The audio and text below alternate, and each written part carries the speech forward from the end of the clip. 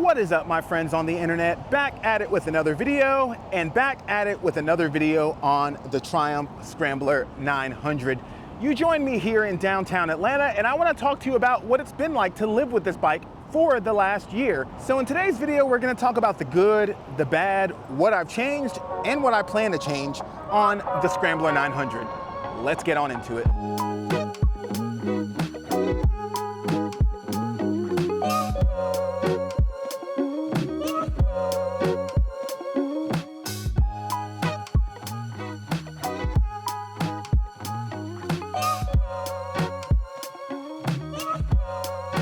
The last year with the Scrambler has been amazing. I've ridden the bike extensively off-road. It actually sparked a love for OHV trails, and now I've been just researching all the ones near me and hitting them up as often as possible. Is it the greatest dirt bike of all time? No, but can it handle it just fine?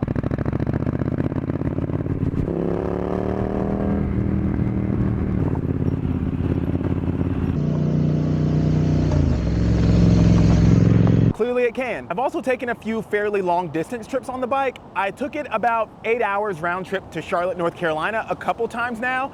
And I also took it 1,000 miles round trip to Orlando, Florida. In both those places, I did some videos for my series, The Coffee Scrambler.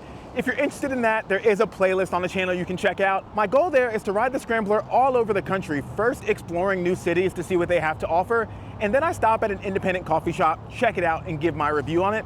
I really love making those videos, and I can honestly say the Scrambler has been a great asset for those videos. I've also taken the Scrambler to several enthusiast roads, I suppose we'll call them. I've been to Suches on it, I've been to Blood Mountain, and I've also been to Tail of the Dragon. And on every single one of those roads, the Scrambler did amazingly. It kept up with sport bikes, it kept up with sport cars, it still got passed by super old men on Harley baggers because somehow they are always the fastest dudes in the chat. But the bike didn't miss a beat, and I had an incredible time on those roads with it. During that time, I've also made a handful of modifications to the bike just to enhance its performance in all of the situations I find myself in. The most important thing for me was comfort. If I want to do big miles on this bike, I needed to make it as comfortable as possible. I'm a fairly big dude. I am 5'11" and just under 200 pounds. So this bike isn't necessarily the best fit for me. It is a tad on the smaller side, but I have done clever mods to make it more comfortable for myself. First of which is the seat. This is the seat you'd see on some of the other modern classics, namely the Street Twin. It is a nice 2-up bench seat, but not only is it better accommodations for the passenger, it allows me to slide around more. At my frame on a large tour, I don't want to be pinned in the one seating position. I want to be able to slide back for a while just to stretch my legs out more. And this seat has worked out great for that.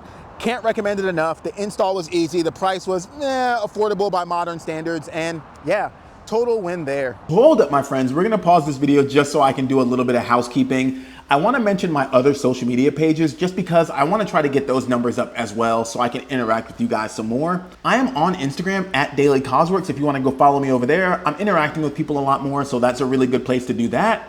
And I also have a Patreon page where I post almost daily, and I put polls up to help me decide what I'm gonna do with the channel going forward. So if I'm trying to decide what bike the next video should be on, or what exhaust to go with, or what city I should travel next, I drop those polls on Patreon. So if you wanna play a role in that, go ahead over there and subscribe there as well. But let's get back to the Scrambler 900. I also ran these bar and mares, which on the highway give me a way better field of view. These things work exceptionally. Obviously, when I drop the bike off-road the next time, they are gonna break, but hopefully I can avoid that. We'll get into the off-road bit a little later. And in that same vein, I added these grip puppies. They are simply a foam sleeve that goes right over your grip, but that simple little addition really does remove a lot of the vibrations from being on the highway with the throttle pinned. The bike is a bit vibey at those higher RPMs, but this helps a lot. And of course, I added the fly screen. This is from Dart Fly Screens. It's actually the second one I ran. I tried a different one, it was okay, but I didn't really love the look of it. So I tried this one and it's been a hit. I actually get a lot of comments asking for kind of a long-term review on this windscreen. And I just don't think it's a complicated enough mod to warrant its own video. So I'm just gonna mention it now. The long-term review is, it's great. I love it. So it looks really good to me because it's just kind of small and fits the curves of the bike nicely. I like it in the black color. I think it adds aesthetic value versus removing it like a lot of other windscreens would. And because it's not really huge, it doesn't really add any turbulence. It's just a little bit of a bubble that you can tuck behind on the highway. Not a crazy amount of comfort added, but also no turbulence, nothing removed. I would call it a win. The only complaint I have about it is unique to me and other content creators, and that is I wish I wouldn't have gone with the black color, because while it looks really good and I think adds some aesthetic enhancement to the bike, it does remove visibility when I'm running cameras. If I have a camera strapped to my chest or my chin, sometimes if the angle is just right, this is blocking the road ahead and it just creates worse footage. So honestly, at some point, if I'm doing a lot of that kind of filming, I may end up going ahead and taking it off just because it will make the video look better, and that's what I'm here for, to try to make really good looking video, right? Next up, we added the Triumph commuter tail bag here, and this thing is kind of a mixed batch for me. I love the ease of use. I love that it clicks on and off super easy. I love that it's locking and secures my things. I often keep cameras in it, so the fact that it locks is really, really nice. Just an added layer of security. And I like how much it holds. For me, it's the perfect amount of storage for a solo rider. If I were to do a 2-up trip, this would not be enough. But for my normal needs, carrying around camera equipment, carrying a change of clothes to work, going and getting some groceries, this thing works great. But the one area I think it doesn't work great in is looks, my friends. I honestly think it looks terrible. It's just too round. It reminds me of the top box that you would see on like a 125 scooter. So if you've been watching these videos for a while, you know that there's been some trial and error with luggage for this bike. I started out with kind of a rigged Nelson rig. That wasn't intentional. A rigged up Nelson rig setup where I just had bags kind of strapped to the seat. And that worked perfectly fine, but it did have some downsides. For one, putting it on and off wasn't super easy. For two, it didn't lock, so my stuff was kind of vulnerable. And three, it didn't look great, but it did get the job done. It was stuff I already had, so it was essentially free. And then I switched to SW Motec Legends gear, and this luggage was pretty good. It looked great on the bike. It fit in really well with the modern classic vibes, but in reality, it didn't hold very much stuff at all. Maybe if I didn't have a tall exhaust and I could run a bag on both sides, that luggage would have been enough. The exhaust being high mounted looks super cool, but it does eliminate your ability to run a bag on this side. And then the way the SW Motec luggage attaches uses the exact same mounting point as running a rack on the rear. So you can't run both at once. So I had to run that bag all on its own with no ability to expand it unless I just sat things on the passenger seat, which I don't love doing. But all in, that collection of mods has allowed me to go on any tour that I've wanted to. I've had no issues whatsoever carrying enough stuff now. This setup right now with the Triumph touring luggage is my favorite thus far, but it does look the worst. So that part of the bike is not done. The luggage situation is not completely solved. In fact, I'm actually working on another video right now where I'm gonna upgrade the luggage yet again.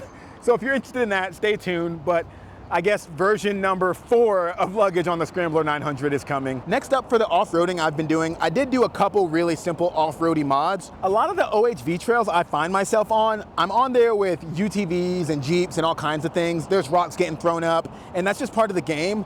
I'm not super concerned about them dinging paint or anything because this bike is no show queen, but I was concerned about them potentially breaking my headlight. So that's why I ran this headlight guard. It's nothing special, and it's honestly not even that beefy. It is made of plastic, but I feel like something is better than nothing. So hopefully, in the worst case scenario, it can protect me from some heartache. And next up, I added this upgraded skid plate from SW Motec. The one from the factory is just a piece of plastic.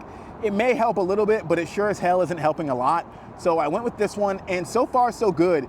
It is beat up. Like seriously, this thing is so beat, but it's still staying strong. It's protecting the bike. It's on there just as tight as the day I put it on. I like it. That part is a win for sure. As you can see from the scratch here, the bike does get ridden. So in the future, I want to add a full crash cage. I'm still on the fence about whether I'm going to go with the Triumph factory one or the SW Motec part.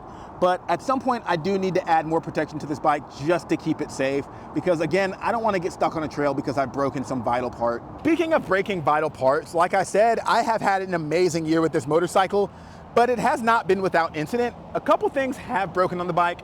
Let's get into that now. For starters, this entire cluster is brand new because I broke the one that came on the bike from the factory. I had a little tip over off-road, and looking at the bike, there were a couple scratches, but nothing too bad seemingly happened, right? So I kept riding the bike, no issues. I rode all day off-road, no problems at all. But I realized a few days later when I had gotten on the highway for the first time since the drop, that when I was riding with the throttle open at a consistent RPM, I would have this weird thing where the bike went into limp mode. My throttle would essentially die. Holding it open would be producing no RPMs at all. And I'd have to close it and then reopen it for it to find itself and let me keep going. I had no idea what was going on. I just knew that my throttle was doing something crazy, and that was actually on the trip to Orlando. So I had to ride the highway for hours and hours and hours, and I just fought with it. I just kept opening and closing the throttle whenever it would die out, and I made it there. No harm, no foul. But when I got home, I started digging into it, and I couldn't figure out what was wrong. Everything seemed fine. There was no leaks, there was no air leaks. I thought there was something wrong with the actual throttle, so I took it apart, I put it back together, no issues. I was digging in forums, no problems whatsoever. So then I went and talked to a buddy at the Triumph dealership, and we literally figured out the problem as I was taking the bike off the van. As I was rolling the bike down the ramp, I hit the front brake a little bit just to modulate its speed and ease it down nice and easy. And he realized that my brake lights were not coming on when I hit that. So we did some diagnostic and realized that the brake light switch was actually broken. And when that switch goes out, it will send the bike into limp mode, which is a crazy thing, but I guess it's one way of telling you that your brake lights are out so you can figure it out and resolve it. Now knowing that, it's actually pretty cool. If it ever happens again, I'll immediately know my lights are out. I should also be doing pre-ride inspections. You should be checking your brake lights to make sure they work.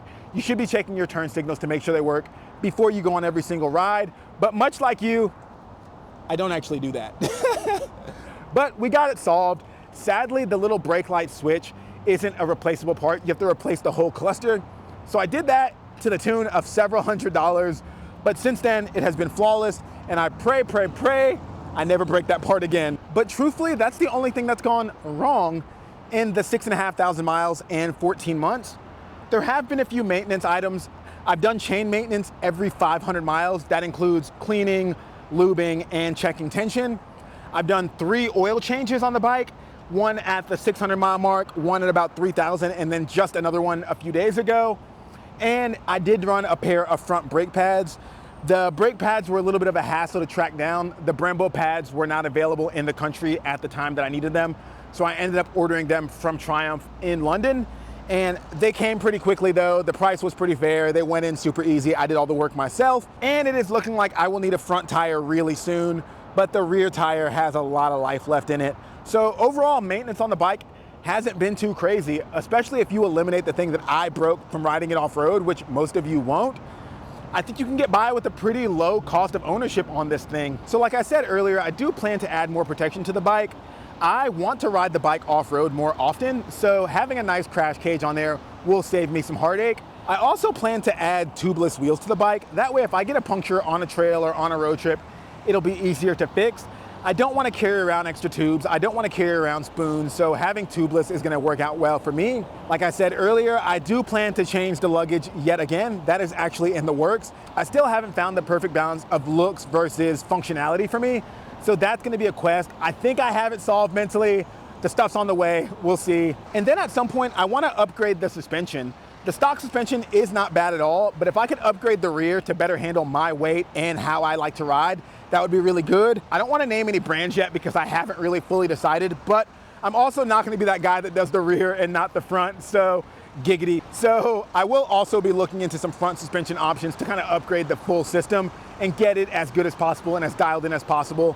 This is a bike that I plan to keep really long term, so I don't feel bad at all when I spend money on it. And then lastly, as of right now at least, projects obviously change, and ending a project can kind of be a thing you never reach. We all know how that goes, but as of right now, the end of the list would be upgrading the lighting system. It's not super bright, and I do find myself on some dark back roads or on the highway at night, and I would really like a much brighter headlight. This incandescent headlight does okay, but the one that's on my Triumph bobber, the little LED unit, is so much brighter while being a third of the size.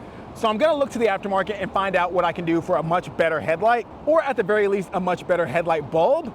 And then I'll switch the turn signals to something LED, smaller but brighter, and maybe add some sort of auxiliary pod lights. That could be cool too. If I can find something that's aesthetically pleasing and really bright, that's what I'll do. But yeah, that's the future plans. The bike has been great. I'm about to start getting rained on, so we're gonna leave this spot for right now. All right, so a little change of scenery because I just got rained on a lot. But in conclusion, the last 14 months and 6,500 miles with the Triumph Scrambler 900 have been no short of perfect in my opinion.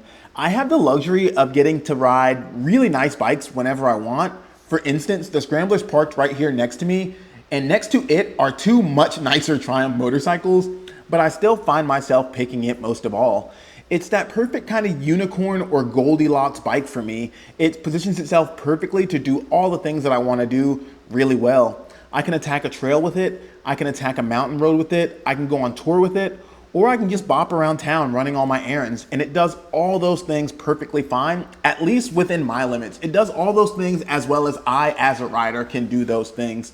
So for me, it's perfect.